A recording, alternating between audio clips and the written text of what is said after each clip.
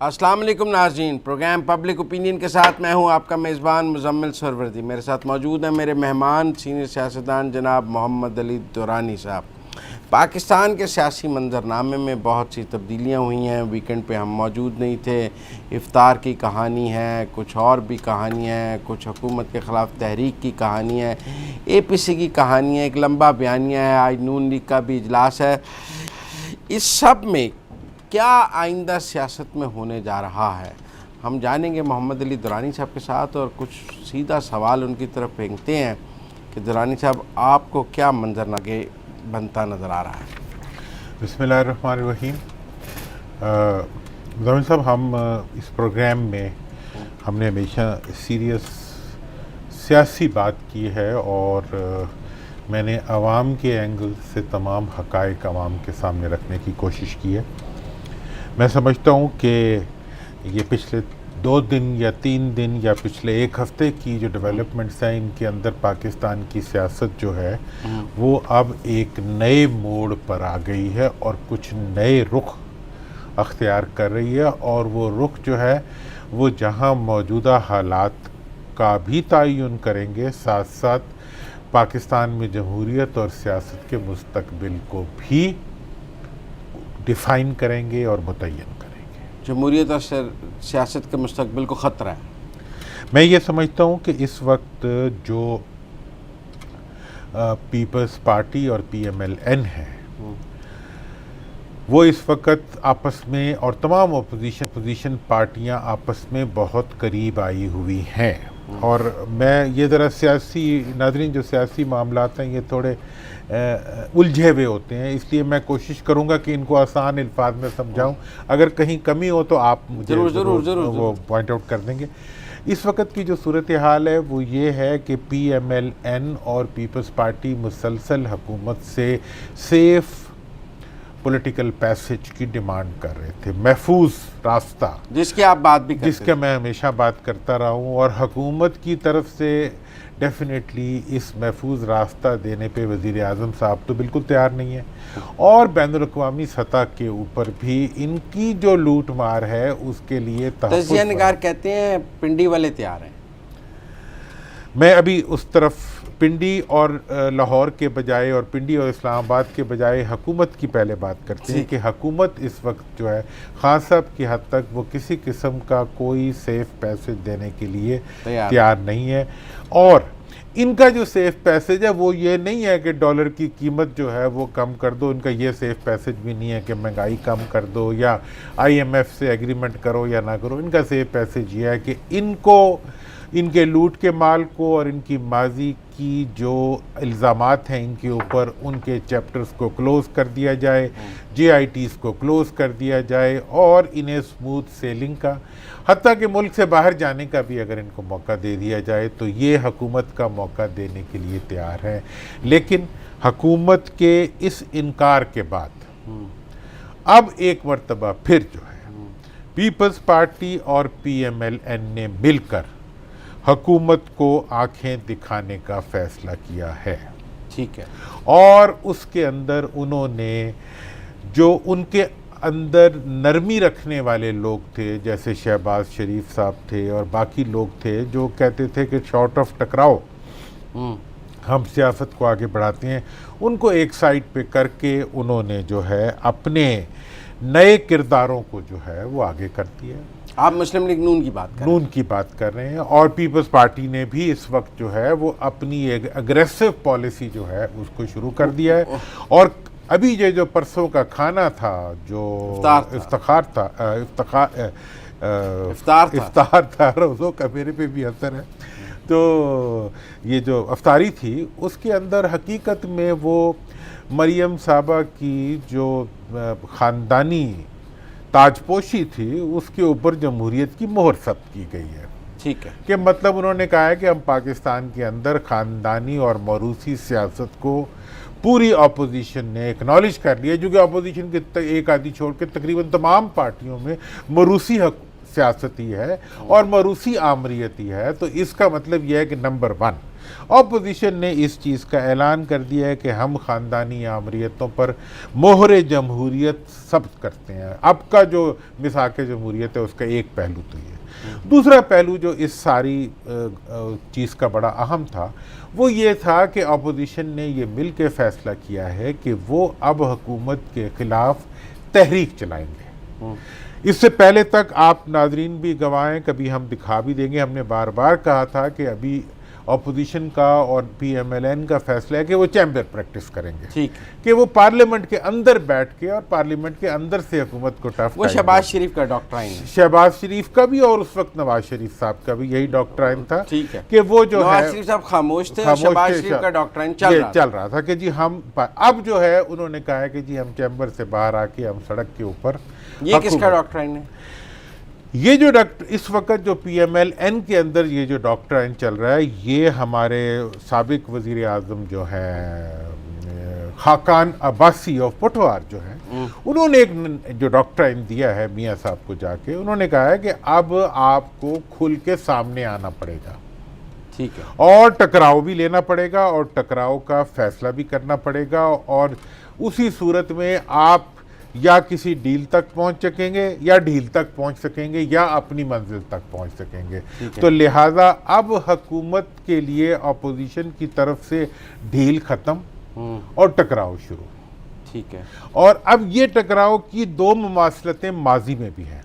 अच्छा, हाँ, एक है 2000 की, जिनको कि हम कलसूम बीबी डॉक्ट्राइन कहते हैं, कि उन्होंने एक तरफ तो हुकूमत के ऊपर अपना अग्रेसिव जलसे और जुलूसों का प्रेशर डाल दिया, ठीक है, और जब उनकी गाड़ी को उठा लिया और बैक डोर से उन्होंने शदीद तरीके पे इंटरनेशनल प्रेशर, सऊदी प्रेशर और साथ साथ गुफ्तगू के ज़रिए मियाँ साहब के लिए मुल्क से बाहर जाने महफूज रास्ता तलाश कर लिया। इस वक्त एक तरफ तो हुकूमत के ख़िलाफ़ PMLN ने और पीपल्स पार्टी ने और बाकी पार्टियों ने मिलकर तहरीक चलाने का फ़ैसला किया है, और उसी वक्त जो आज जो है वो इस्लामाबाद के हाई कोर्ट में बेल एप्लीकेशन, मियाँ साहब की नई बेल एप्लीकेशन जो है कि हमें बाहर जाने दो की जो एप्लीकेशन है, मतलब वोट को इज्जत दो के साथ साथ हमें बाहर जाने दो का जो उनका जमानत दो, बाहर जाने दो, वो जो उनका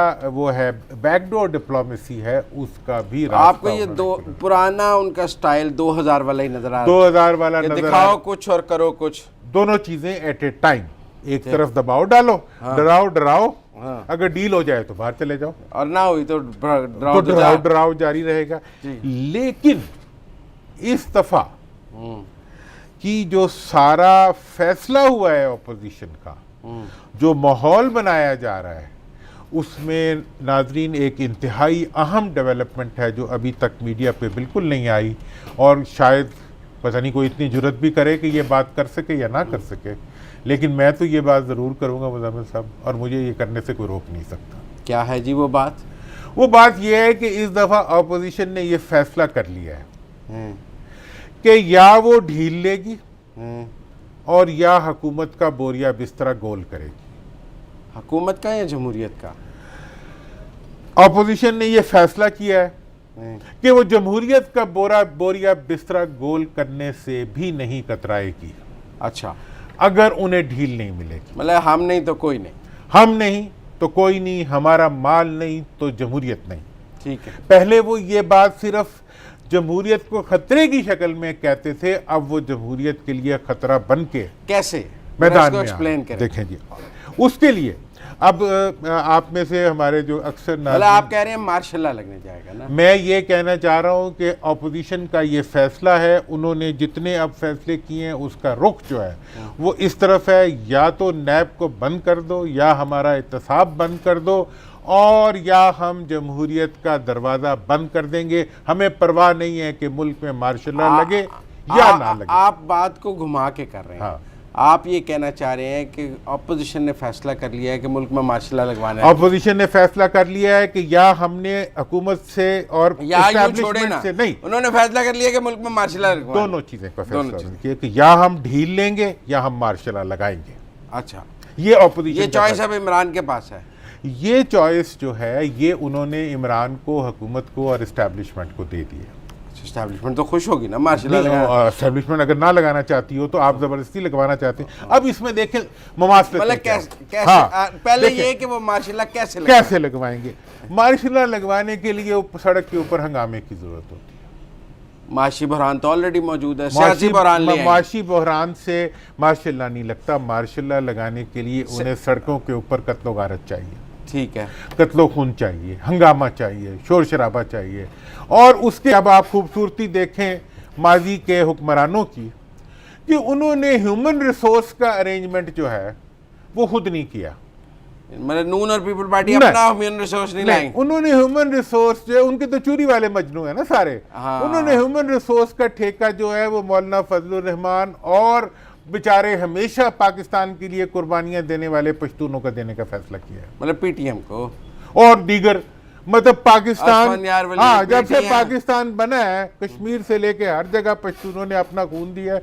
और आज फिर जो है पीपल्स पार्टी और PMLN ने वो जाल बिछाया है जिसके जरिए वो एक तरफ तो मदरसे को निकालना चाहते हैं, तालिब इल्मों को निकालना चाहते हैं, और दूसरी तरफ वो पश्तूनों को जज्बाती करके इस हुकूमत के खिलाफ जितने आ जाएं उनको खड़ा करना चाहते हैं, जिसके नतीजे में और कुछ भी नहीं होगा। पाकिस्तान के अंदर जमहूरियत को डीरेल करने की ये साजिश है। और हाँ, कल इफ्तार में पीटीएम वालों को उन्होंने बुलाया हुआ था भाई मौलाना फजलुर रहमान जिनको ये कहते थे जी वो तो असेंबली में भी नहीं है, उनको अब उनके लिए जो है वो दोनों हाथ लटका के और इंतहाई अदब के साथ दो जानू होके बैठे होते हैं। वैसे उन्होंने अच्छा किया कि अफ्तारी नहीं इनकी काई कि वो किसी वो बेचारे उसके फेक अकाउंट में ना फंस जाते। लेकिन अफ्तारी के बाद वो आए हैं तो उनके ताजीम में बैठे हुए थे और उसके बाद आइंदा के लिए पूरा ठेका लपेट जमहूरियत जो है वो उनके हवाले कर दिया गया। और मुझे एक तारीखी वाकया मौलाना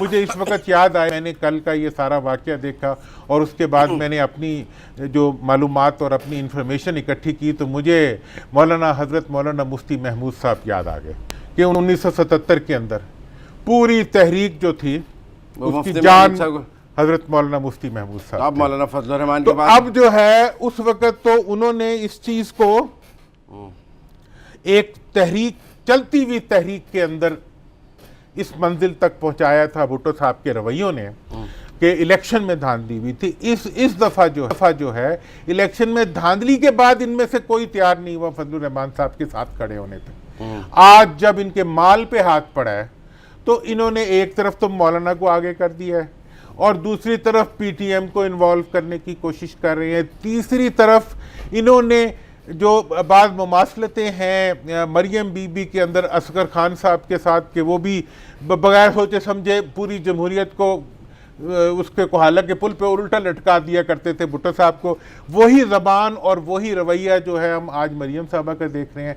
इमरान खान साहब के अंदर जो मुमासलत है भुट्टो साहब से कि वो भी एक अपनी ज़ात के अंदर एक अंजुमन है और चीज़ों पे अड़ जाते हैं और बिल्कुल ही अड़ जाते हैं। भुट्टो वाला स्टाइल है, भुट्टो वाला स्टाइल है और वो अपनी ज़ात में एक उनकी शख्सियत के अंदर एक है। ऐसी सूरत हाल के अंदर मुझे पता है इंशाअल्लाह कि पाकिस्तान में इस वक्त जमहूरियत और जमहूरी इदारे और जमहूरी सोच और मीडिया इतने स्ट्रांग हो गए हैं कि वो इस साजिश को नहीं मानता स्ट्रांग हो गए। और मैं नहीं साजिश, मुझे आपकी बात में वजन लग रहा है और ये मैं बात को कंटिन्यू करूंगा ब्रेक के बाद। आपको लग रहा है कि इस्लामाबाद पे मार्च की कहानी है, उसमें फजलुर रहमान साहब के मदारस के बच्चे पीटीएम और ये सब लोग इस्लामाबाद आके बैठ गए, खून खराबा हो गया, तो एक मंजरनामा ऐसा बन सकता है जिससे जमहूरियत डिरेल हो जाए। इसमें कुछ और बातें भी है लेकिन ब्रेक के बाद आते हैं। मैंने आपकी सारी गुफ्तगू को 30 सेकंड में करने की कोशिश की है। मिलते हैं ब्रेक के बाद।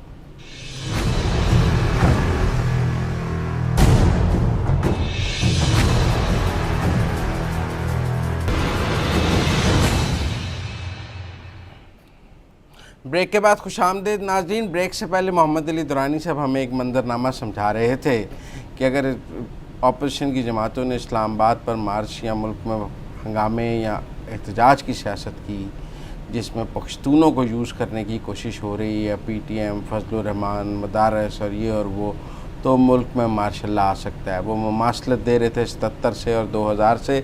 गुफ्तगू वहीं से जारी रखेंगे दुरानी साहब। तो आपको लग रहा है कि अब चूँकि APC में आज नून लीग ने वैसे तो 28 मई को जलसा अनाउंस कर दिया है, लेकिन आप शाहिद खाकान डॉक्ट्राइन की बात कर रहे थे तो पोठोहार से, तो आपको माशाल्लाह फिर लगने के इम्कानात कितने नज़र आ रहे हैं?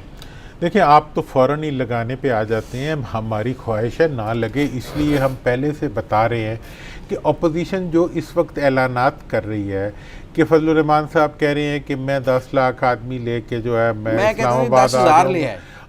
मैं कहता हूँ जी 10 लाख नहीं, 10,000 भी अगर आ जाते हैं और 5,000 सिंध से आ जाते हैं, 5,000 वाले 5,000 ले आते हैं, तो अगर 20-25 हज़ार आदमी आके इस्लामाबाद बैठ के है तो क्या वो इस्लामाबाद में शजरकारी के लिए आएगा?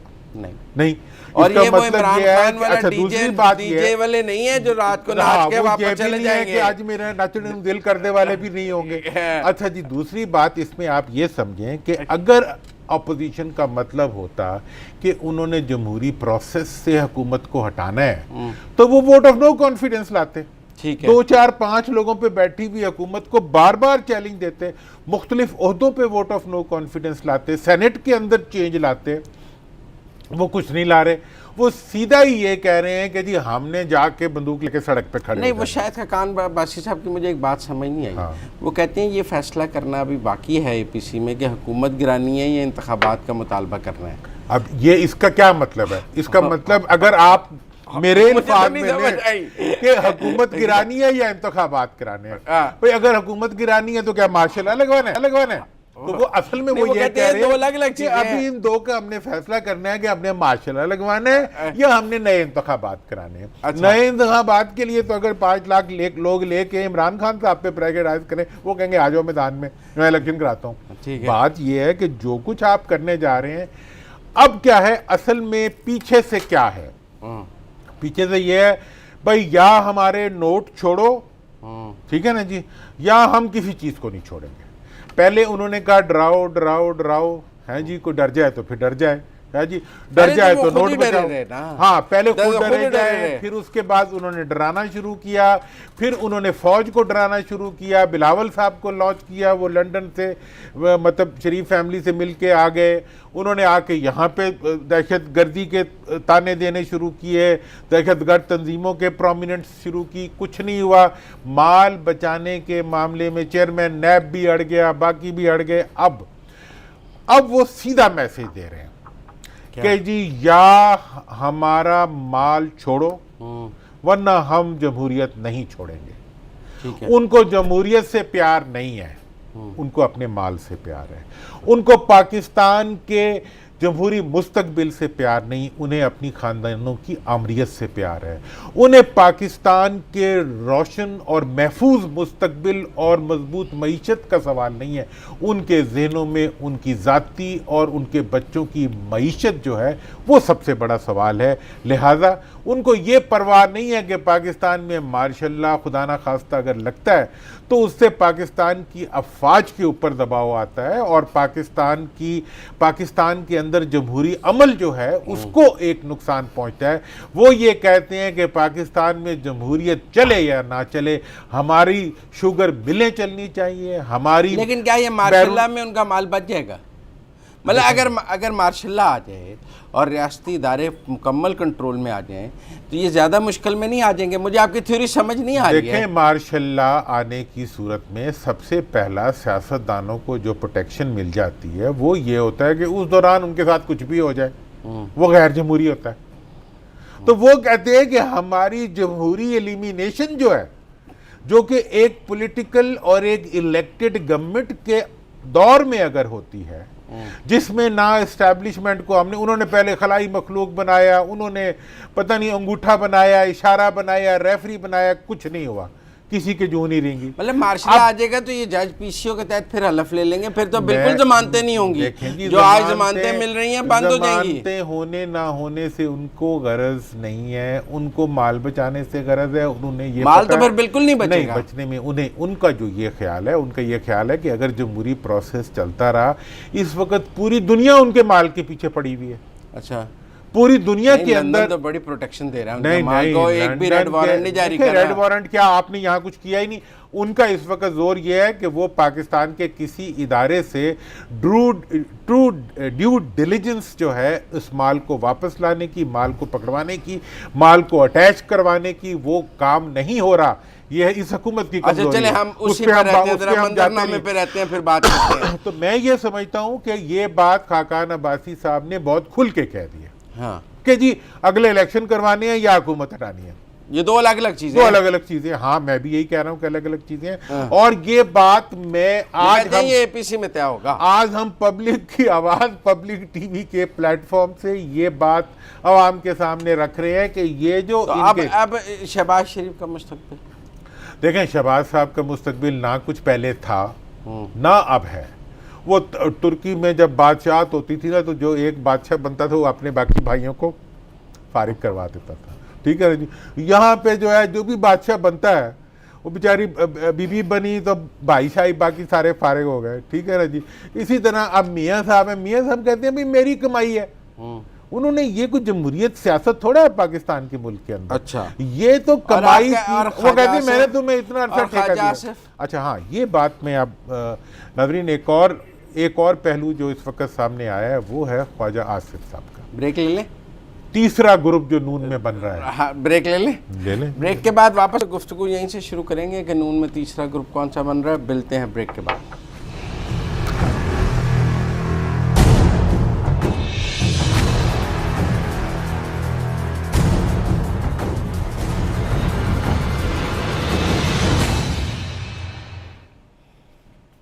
ब्रेक के बाद खुशामदीद नाज़रीन। हम बात कर रहे थे अगले मंजरनामे पे, कुछ ख्वाजा आसिफ की बात करते करते दुरानी साहब गए हम ब्रेक पे, लेकिन मेरे दिल में एक जो है तिश्नगी अभी बाकी है। मैं दुरानी साहब से वो मंजरनामा जानना चाहता हूँ जिसके नतीजे में उनके ख्याल में मार्शल लॉ लग जाएगा। क्या वो सीन होगा, क्या वो हालात होंगे अपोजिशन लाएगी जिससे मार्शल लॉ लग जाएगा? क्योंकि हमने तो 126 दिन के धरने में मार्शल लॉ लगते नहीं देखा, और अब कहते हैं कि मार्शल यहाँ वज़ीर-ए-आज़म नाअहल हो गया तो मार्शल लॉ नहीं लगा, चेंज ऑफ हाउस हो जाता है। तो 2 दफ़ा ऐसे हुआ है, गिलानी साहब भी हुए हैं, नवाज शरीफ भी हुआ है। तो क्या हालात होंगे? देखिए, मैं जो बात कर रहा हूँ उसको ज़रा समझने की कोशिश करें कि मैं ये कह रहा हूँ कि ये अपोजिशन का डिज़ाइन है। क्या डिज़ाइन है? डिज़ाइन ये है कि वो धरना था या कोई भी चीज़ था, इमरान खान साहब अगली हुकूमत बनाना चाहते थे, ठीक है।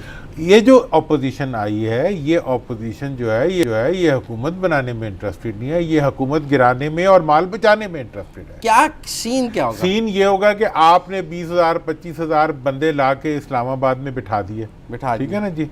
वो एक और वो मदरसों के हैं और वो मुख्तलिफ जगहों से आए हुए हैं। उनके अग्रेसिव उनके एटमॉस्फेयर है, उनके साथ पुलिस क्या करेगी? रास्तों में रोकेगी उनको, नाके लगेंगे मुल्क के अंदर, मुल्क की जो रुकी हुई मईशत है वो मजीद बैठ जाएगी, या उनको इस्लामाबाद आने दिया जाएगा। अगर वो इस्लामाबाद में आ गए, इस्लामाबाद का law and order at stake आ जाएगा। ऐसी सूरत हाल में जो भी पूरा मंजर 126 दिन पहले इस्लामाबाद में धरना रहा है, कोई law and order at stake रहा है। धरना जो भी रहा है, धरने वाले इनके धरने से मार्शल लॉ आ जाएगा, उनके धरने से जो है इनका जमहूरियत मजबूत हो जाएगी। इनका धरना जो है ये उनका बात नहीं है। हाँ। वो हर मतलब साफी की नज़र में पार्टीबाजी होती है, हमारी नज़र में मुल्क का मफाद होता है। मुल्क का मफाद ये तकाजा करता है कि पार्लियामेंट के इश्यूज को पार्लियामेंट में डील किया जाए। अगर पार्लियामेंट वाले, तो ये दलील नहीं थी, अगर उस वक्त भी यही दलील थी और इसी बुनियाद के ऊपर इमरान खान साहब को वापस आना पड़ा था। लेकिन इमरान खान साहब जो उस वक्त उनके मुकाबले में हुकूमत और अपोजिशन थी, वो सब एक तरफ इकट्ठी हो गई थी। इस वक्त जो कैफियत है वो ये है कि अपोजिशन सारी की सारी जो है वो इमरान खान साहब के मुकाबले में इकट्ठी हो गई है। और आपको लगता है 10-20 हज़ार आदमी आ जाएगा और मतलब देखें जी, वो वैसे तो उसमें वो एक बड़ा पंजाबी का मुहावरा है कि खान पीन नू भाग परी ते कुट खान नू जुम्मा। ठीक है ना जी। वैसे तो वो तौड़ परवान को है, लेकिन मैंने उस भाग परी आप पंजाब को कह रहे हैं, भाग परी जो है सिंध और पंजाब करे हुकूमत, हम जब कुट पुटवानी हो तो हम पठानों को आगे कर दो। ठीक है। तो ये चीज जो है, और कोई चीज आप इसमें सुनाना चाहेंगे? अगर इसी मुहावरे को जंगल में ले जाएं आप, तो फिर एक और मुहावरा है उसके, वो कहते हैं पराठे खान नू बांदरियां ते कुट खान नू रिछ। तो मतलब ये है, आप किसको कह रहे हैं? मतलब ये है कि मैं किसी को नहीं कह रहा, वो तो हमारे मेहरबान है। मैं ये कह रहा हूँ कि भाई आप इस सारी सूरत हाल में मुल्क को लूटना, खाना पीना सब कुछ एक। अच्छा, अब जो इस वक्त सूरत हाल है, जो आपने बात की है इनकी ख्वाजा आसिफ साहब की, ख्वाजा आसिफ साहब इस वक्त एक गैर मामूली स्टांस ले रहे हैं। आज की प्रेस कॉन्फ्रेंस में भी वो मौजूद नहीं थे, एहसन इकबाल साहब थे और काकान साहब थे। वो बहरहाल ये कह रहे हैं कि अभी पार्लियामेंट से बाहर ना निकलो। ठीक है। और एक और डेवलपमेंट भी हो रही है जो कि बड़ी चैलेंजिंग है, जिसकी बुनियाद के ऊपर मैं ये समझता हूं कि अगर पार्लियामेंट का कोई इशू हो, पीपल्स पार्टी और नून को लिटमस टेस्ट है कि जी हुकूमत को टफ टाइम देना चाहते हैं तो सेनेट में तब्दीली के तुम आप कहते हैं ना, जब इकट्ठे होंगे तो मतलब ये है कि आप जमहूरी प्रोसेस के जरिए तो अब संजरानी की खिलाफत में इत्मीनान आ रहा है ईद के बाद। देखें जी, अगर अदम इत्मीनान, हाँ, नून ने तो अपना कैंडिडेट हमारे भाई को पेश कर दिया है, परवेज रशीद साहब को। अच्छा, वो अब आपसे वादा तो उन्होंने किया था कि फोन पे आएंगे, वो चुप गए। लेकिन ये है कि उनको परवेज रशीद साहब को नून ने जो है अभी पीपल्स पार्टी को मैसेज दिया है कि आप उनको अब बनाएं ताकि सेनेट में हम चलाएं।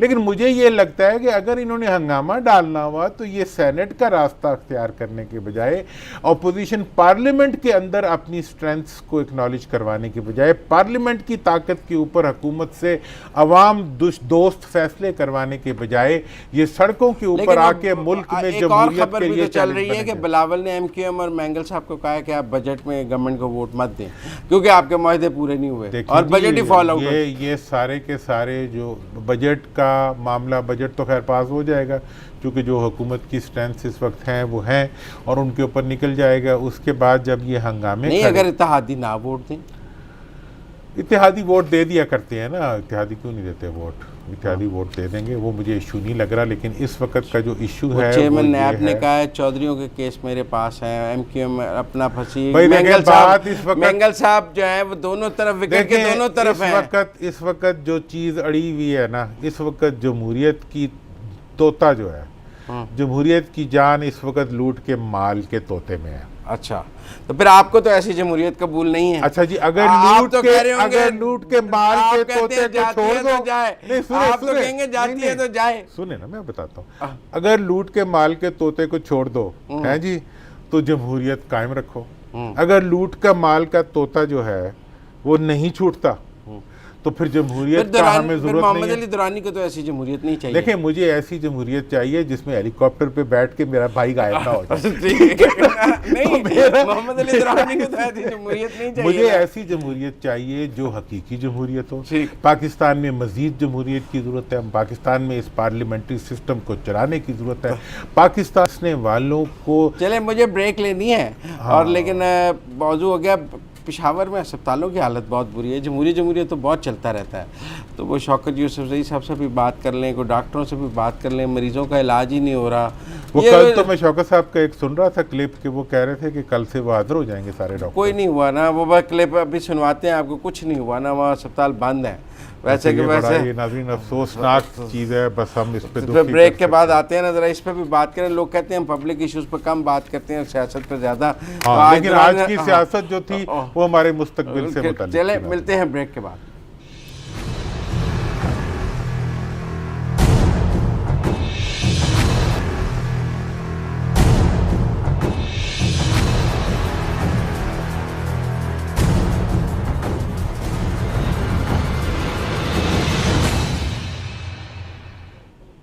ब्रेक के बाद खुशामदीद नाज़रीन। पेशावर में बल्कि पूरे केपी में सिवाय एक लेडी रीडिंग हॉस्पिटल की आज एपीडी 2 दिन के लिए मशरूत तौर पर खोली गई है। सीएम की रिक्वेस्ट पे पूरे केपी के हॉस्पिटल्स बंद पड़े हैं। डॉक्टर्स और हुकूमत का तनाज़ा कहीं हल नहीं हो रहा। हमारे साथ सूबाई वज़ीर शौकत यूसुफजई साहब मौजूद हैं। हम उनसे पहले ज़रा सूरत हाल ले लें, फिर आगे बात करते हैं। अस्सलाम वालेकुम शौकत यूसुफजई साहब। जी वालेकुम सलाम। शौकत साहब, लगता है आपने जो आपका एक शॉट हमारे पास पहले भी है जिसमें ये था कि हम चलाएंगे और सबको सिक्योरिटी भी देंगे डॉक्टर्स को, लेकिन आज की भी जो रिपोर्ट है मशरूत तौर पर लेडी रीडिंग की ओपीडी खुली है, बाकी पूरा केपी बंद है। तो आपको लगता है डॉक्टर्स के आगे आपको सरनगू करना पड़ेगा? देखिए डॉक्टर हमारे मैंने तो हमेशा इनकी इज्जत की है, मैं हमेशा करता हूँ, क्योंकि हम इनको कहते हैं कि ये क्रीम ऑफ द नेशन है। इनको खुद सोचना चाहिए कि अस्पताल सिर्फ हुकूमत के नहीं है, बल्कि ये गरीब लोगों के लिए बनाए गए हैं सरकारी अस्पताल, और इसमें गरीब आदमी आता है इलाज के लिए। और अगर ये इन गरीबों को अहमियत नहीं देंगे और एक वाक्य को बुनियाद बनाकर, लेकिन अगर इसी बात को दूसरी तरह लिया जाए कि आप सूबाई वजीर की कुर्बानी दे दें, इतने गरीब इलाज से महरूम हो रहे हैं, आप तो अवामी नुमाइंदे हैं, अवाम का दर्द करें और अपने वजीर की कुर्बानी दे दें, तो ये तो मेरे ख्याल से फिर हर महीने एक वजीर की कुर्बानी देनी पड़ेगी।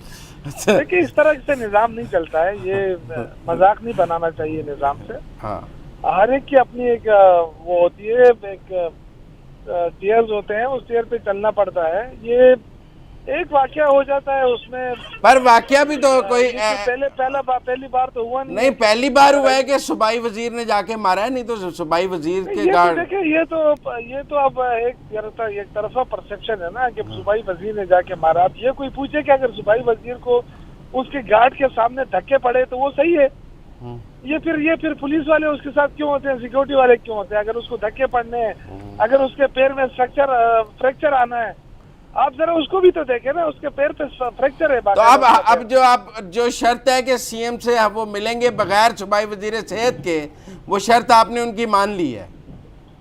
देखिए ये तो उनकी तरफ से है। हम देखिए, मैं जब मुज़ाकरात होते हैं ना तो बहुत सारी चीजें हल हो जाती हैं।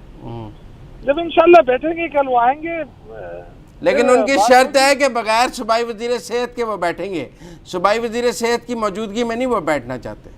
देखिए अभी इस वक्त मैं ऐसी कोई बात करना नहीं चाहता। कल इंशाल्लाह मुज़ाकरात हैं, जो अगर ना हुए मुज़ाकरात कामयाब नहीं, फिर उसके बाद इंशाल्लाह लायामल बता। नहीं तो आप मुज़ाकरात में सूबाई वजीर सेहत को बिठाएंगे?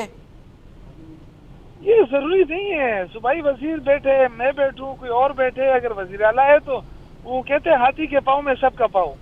जब वजीर आला बैठ गया तो फिर समझे सारे बैठ गए। अच्छा, उससे फर्क नहीं पड़ता है अगर उससे मसला हल होता है। लेकिन अगर कोई ये समझता है कि वजीर सेहत को हटा दिया जाएगा, ये किसी सूरत नहीं होगा। अच्छा, उनको हटाया नहीं जाएगा किसी भी सूरत? अगर पैदा नहीं होगा। और उन पर FIR हो सकती है? FIR किस चीज की होगी? मारने की। देखें मेरे ख्याल से कल हमारे अच्छे मुज़ाकरात हैं और पेशरफ्त हो गई है। इंशाअल्लाह ताला कल मामला सेटल हो जाएंगे। चलें, कल आपसे दोबारा बात करेंगे आपसे इंशाअल्लाह। दुरानी साहब, आपने सुना अस्पताल बंद पड़े हैं, वो कहते हैं वजीर सेहत की कुर्बानी नहीं देनी है, लेकिन थोड़ी लचक गवर्नमेंट में नजर आ रही है आपको? हाँ, वो उन्होंने गवर्नमेंट जिस तरह गवर्नमेंट को बिहेव करना चाहिए कि नरम होके, और उन्होंने कहा बात करेंगे अगर वजीर सेहत ना भी बैठे।